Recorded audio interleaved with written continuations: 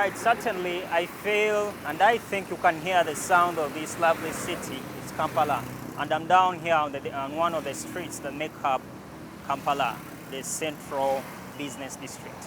Or you can call it the capital of Uganda. The sound of the honk horns of the different vehicles. We're talking about the motorcycles. We're talking about heavy-duty vehicles, fuel vehicles.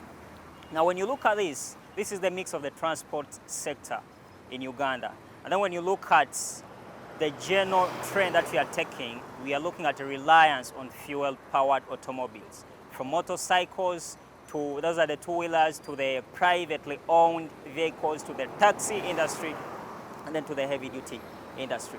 Welcome to the Green Economy. I'm Ivan Tibenkana, and this is Smart 24 TV, where we talk about sustainable development. So generally the conversation regards sustainability. And this very episode, we are looking at the e-mobility, call it the electric mobility.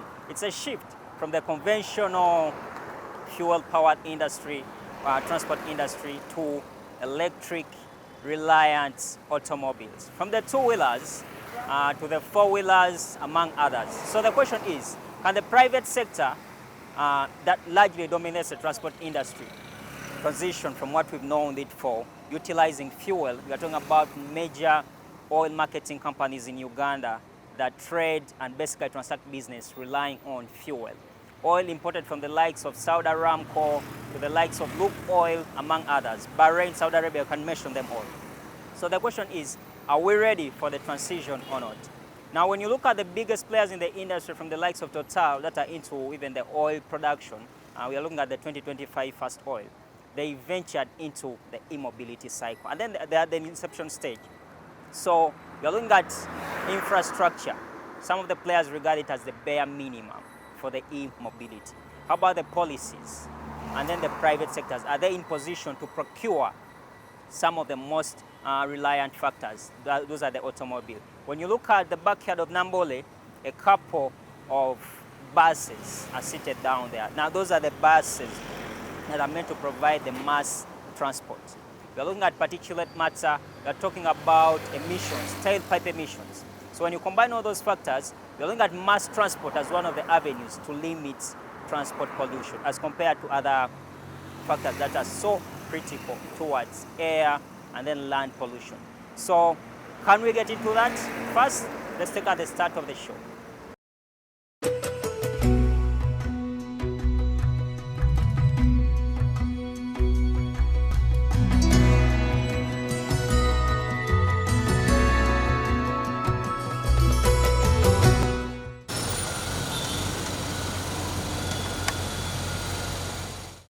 Oil has predominantly been at the heart of the transport industry, despite sustaining decades of mixed growth and checks.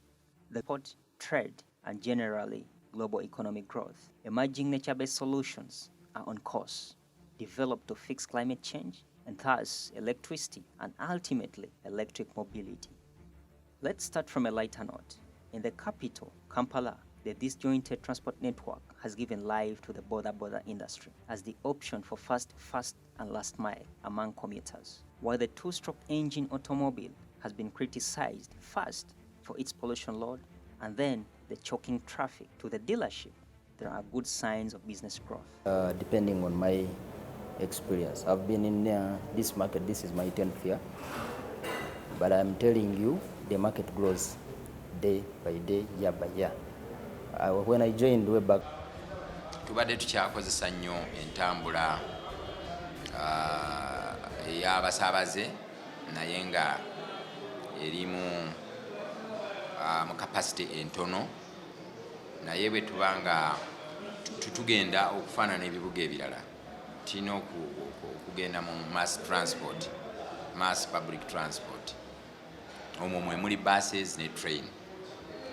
Naye okusinziira ku busobozi bwaffe nga bannayuganda tubadde tukyasobola okubeera nga tusobola okukozesa entambula ey'abantu abatonotono.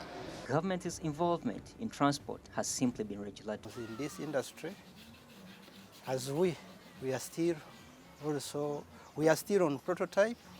Some of the vehicles, especially like this one of solar-powered vehicle. Then we have another type of vehicle where that we can convert these normal vehicles, the one we have already in the system. Also, we can work on these hybrid electrical vehicles.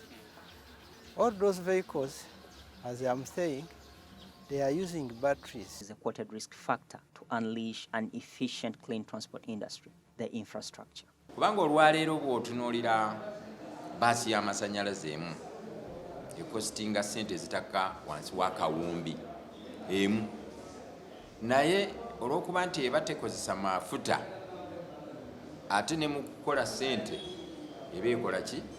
Eba ekola kingi. Naye obusobozi bw'okugula baasi eyo emu omuntu oba abantu bagule emu bongereko 2, 3, 4, 5 ng'emu egula kawumbi n'ezigwamu, olaba nga ekintu ekyo kibeera ki?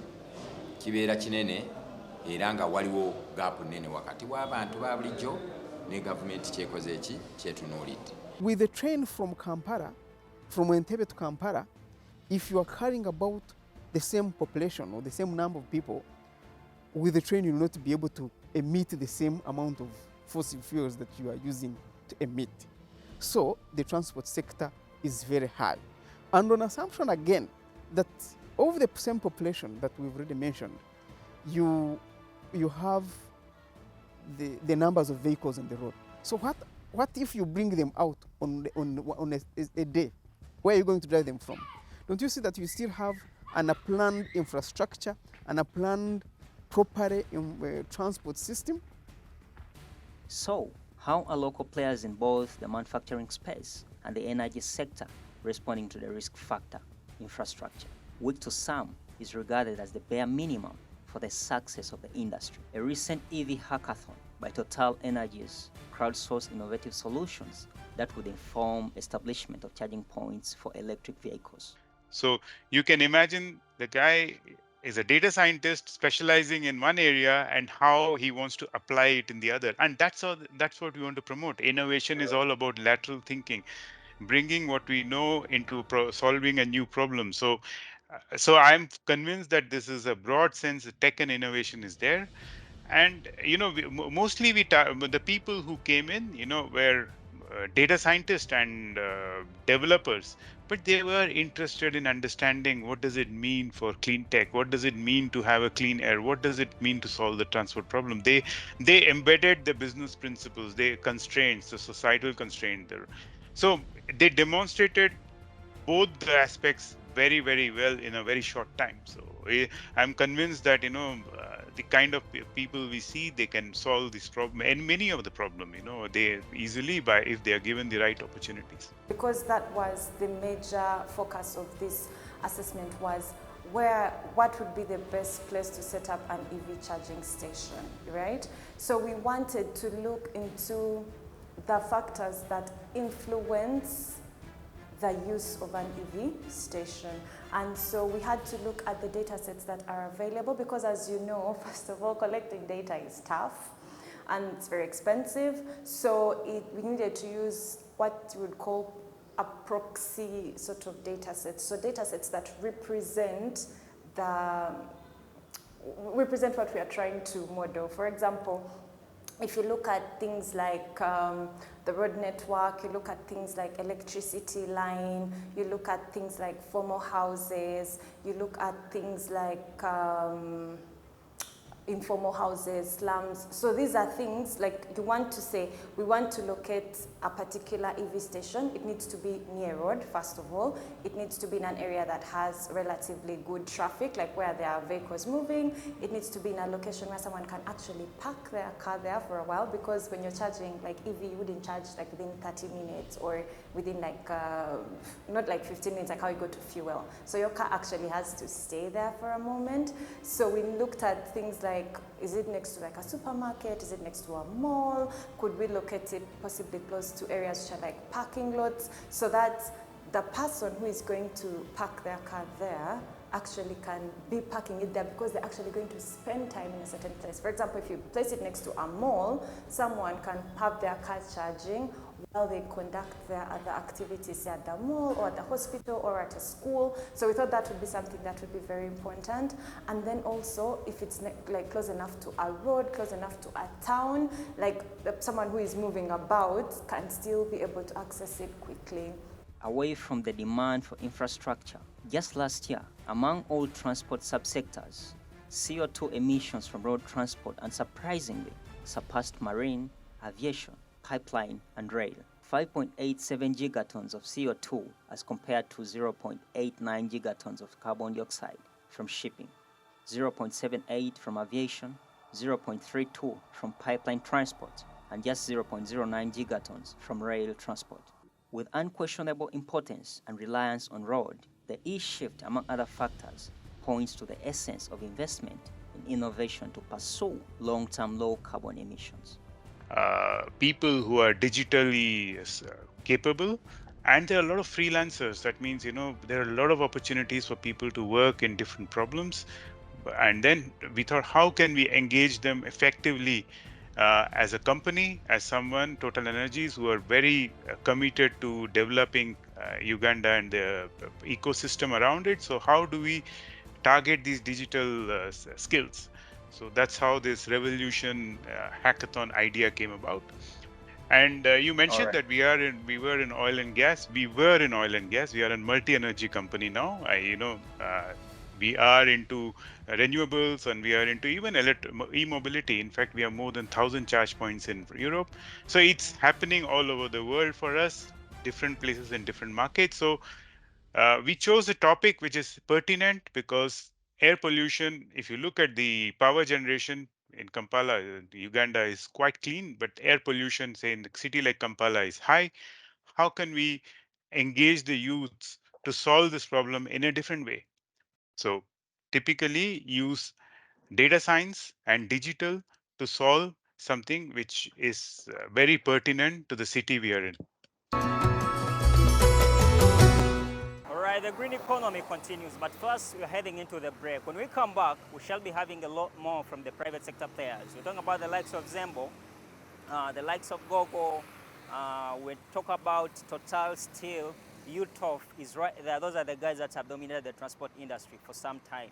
So how best can they transition from what we've known them for, taxi commuters, or rather taxi vehicles. Those are 14-seater vehicles that basically transact business in Kampala and Uganda in general. So first, we're taking the break. Then when we come back, a lot more in regard to what we call data and how critical it's been in redefining what's needed to put up the necessary infrastructure to come up with the respective avenues in order to mainstream electric mobility. And when we talk about electric mobility, it seems more like a myth. But when you look at UNEP, that's the United Nations Environment Program. When you look at GEF, that's the Global Environment Facility. These are the guys that are pushing the transition, looking at so many factors. When we consider global warming, which is a driving force towards climate change, and when we talk about the conference of the parties that will be taking place in Dubai, right at the fall of this month, right into the next, these are all critical areas of consideration. So first, we take a break. When we come back, a lot more in regard to the green economy and the e-mobility.